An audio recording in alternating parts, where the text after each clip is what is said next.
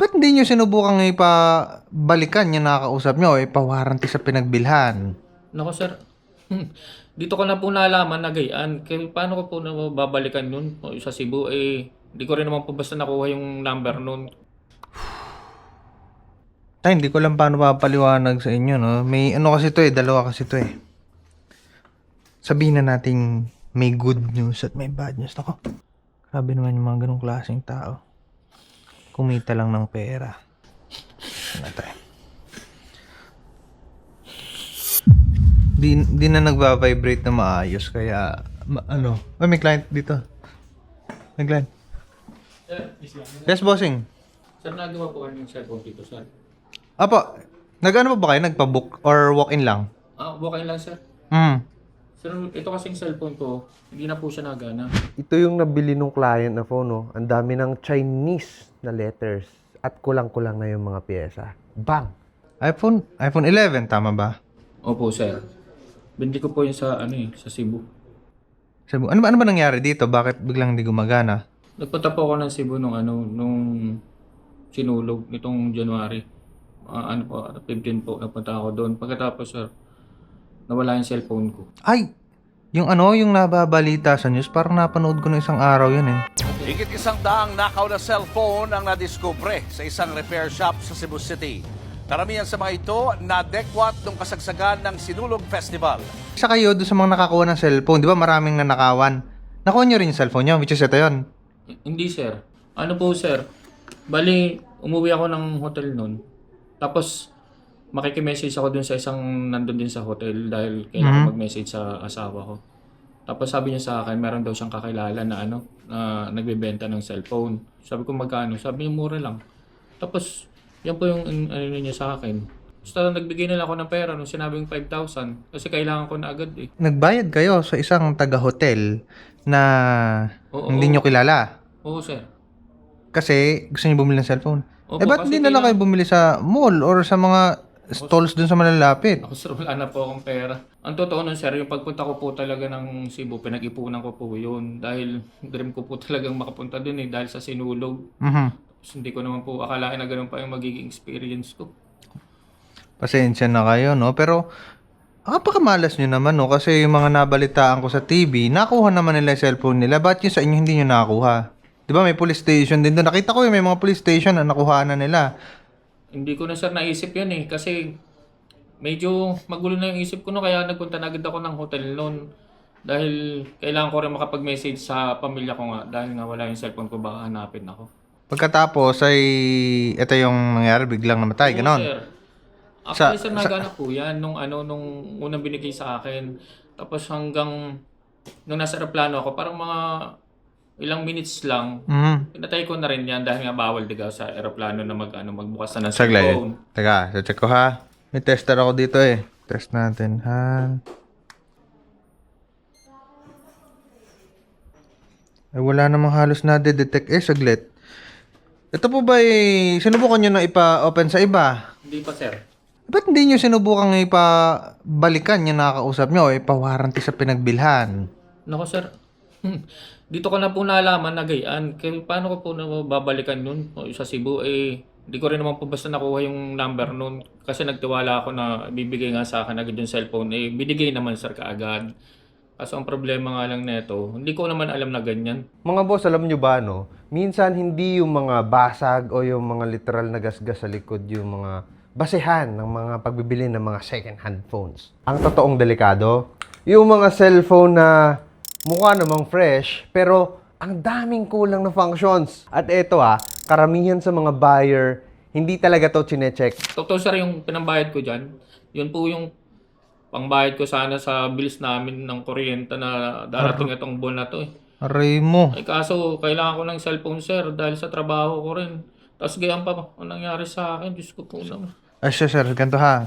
Kayo po ay mumupo muna din At may kape naman ako dito sa gilid ha. Bubuksan ko muna loob nito.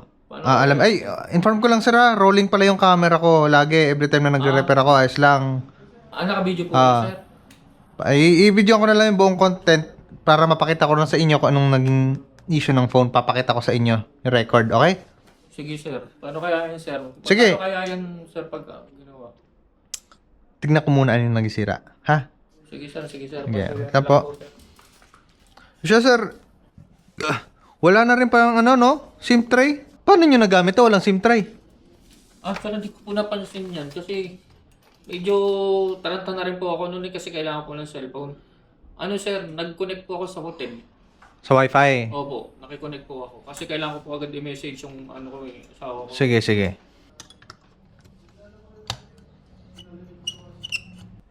Naku po. Kaya ngayong araw, tuturuan ko kayo ng magandang technique para malaman yung mga dapat nating i-check every time na bumibili tayo ng second-hand phones para hindi tayo magaya dito sa client na nakakaawa man yung nangyari. Pero wala, andyan na. Tay, hindi ko lang paano papaliwanag sa inyo, no? May ano kasi to dalawa kasi to Sabihin na nating may good news at may bad news. Ako, Ano, sir? mangyak-ngyak na yata kayo tayo sa problemang to, Sensya na, ha? Ano yun, sir? Ano meron? Ito tayo, Anong gusto nyo? Good news o bad news? Kahit ano, sir? Ang good news natin, lumuwag lang yung baterya natin. Mabubuhay pa siya. At magagamit nyo. Hindi ko pa siya ina-assemble, ha? Gusto ko lang ipakita sa inyo. Pangalawa, tay, hindi ko kayo gusto saktan, ha? Gusto ko lang maging honest sa inyo sa mga nakita ko. Kasi cellphone niya naman ho to, Sige, sir. Ano bang meron pa dyan? Tignan niyo yung camera, ha? Kita niyo blackout? Times 2. Times 1, wala. Front camera, wala din. Video, wala rin. Kasi po, walang nakakabit na camera dito sa likod at sa harap. Alam niyo po ba? Hindi po. Hindi niyo man lang siya tinesting. Hindi, sir. Grabe naman yung mga ganong klaseng tao. Kumita lang ng pera. Pero, Ano tayo?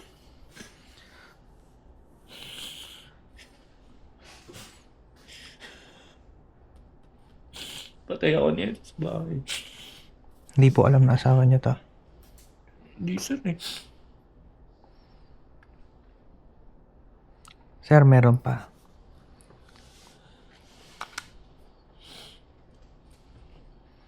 Ayan. Ito. Sounds. Walang tunog. Grabe. At higit sa lahat, wala po itong maririnig pag tumawag kayo.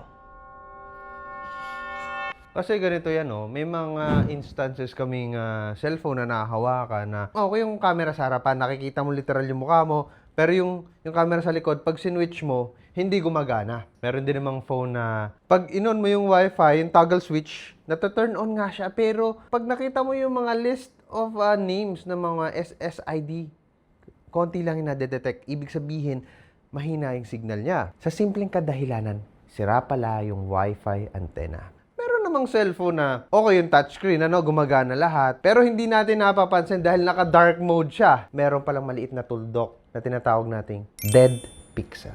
At minsan, may mas nakakatakot pa doon. Yung mga phone na gumagana naman, kaso ang problema, na-repair na pala yung mga pyesa na nakabit sa loob, mga class A pala. Pwede pala yun. Ano yun, sir?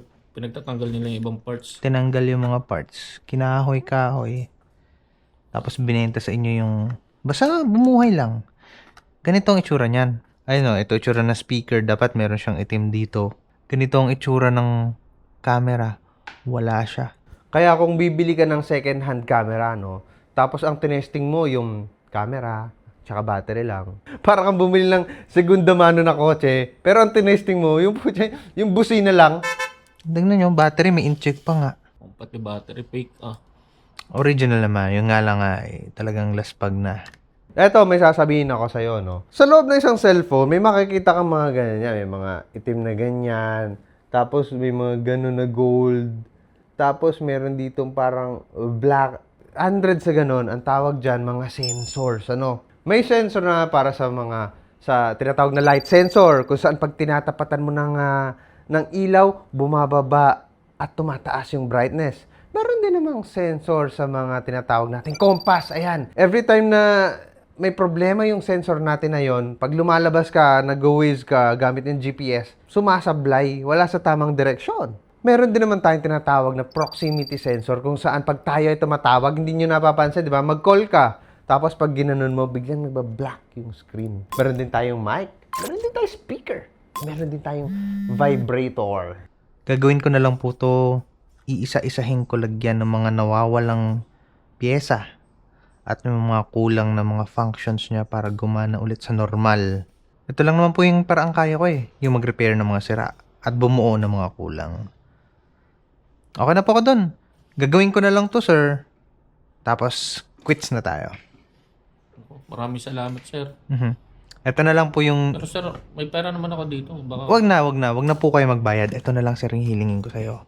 Yes, sir. Itong video na to, alam ko naman nakita nyo, nagre-record po ako. Opo, Kanina, di ba sinabi ko? Kaya nga po. Nag-request na lang po ako sa inyo na i-upload to in public bilang awareness sa mga tao na nanonood, especially tayong mga Pilipino na sobrang die-hard pagdating sa iPhone. Na maging mapagmasid tayo at mag-isip-isip tuwing bumibili ng second hand. Sige, sir. Wala pong problema, sir. Kasi alam kong pwede kayong maging good example para sa kanila. Ngayon, ito ang game changer. Mayroong isang app kaming kadalasang ginagamit. And unfortunately, wala pa na ito sa Android. Pero coming soon siya, no? Ito ang tinatawag na JC Doctor. Currently, supported pa lang niya yung mga iPhones, ano? Sa application na to, ma-check mo lahat-lahat ng functions ng cellphone mo or even yung cellphone na balak mong bilhin. Meron siyang auto features kung saan pag clinic mo tong start one-click detection, ay ma-check niya lahat-lahat ng function na yan tulad ng mga front camera, telephoto camera, ultra-wide camera at kung ano-ano pa na hindi mo ine-expect na i-check talaga niya, na hindi talaga chinecheck ng mga second-hand buyer na phones. Sample na natin kayo, no? Start detection, one by one, iisa-isahin niya yan. Even the memory and the processor, i-check niya kung meron ba tong error sa loob ng kanyang motherboard. So, wala akong enough time para tapusin to kasi it will take 15 minutes bago matapos ito. Kaya ang advice ko sa'yo, no, bago ka magbayad o bilhin yung cellphone dun sa kaharap mo na tao, sabihin mo, boss, okay lang ba? Paki-download ng application na to kung sakaling wala kang alam sa pag-check. Ngayon, kung sakaling ayaw naman niya i-download kasi syempre gusto niya pay first, sige, at least kahit pa paano, manually, isa-isahin mo yung mga important features tulad ng mga Wi-Fi, camera. Doon sa abouts, make sure mo merong model number at IMEI number. At ang pinaka-importante, yung iCloud account. Make sure mo doon sa settings walang naka-sign in. Kasi kung confident talaga yung seller, papayagan. At eto paano? Kung sakaling minamadali ka niya, tapos sinasabi na, boss, okay yan. Tapos minamadali ka pa kasi, alis na ako, no oras na, ilang oras na tayo dito. Naku, bossing, X yan, red flag yan. Always remember na ang totoong legit na seller, hindi takot sa testing. Ciao.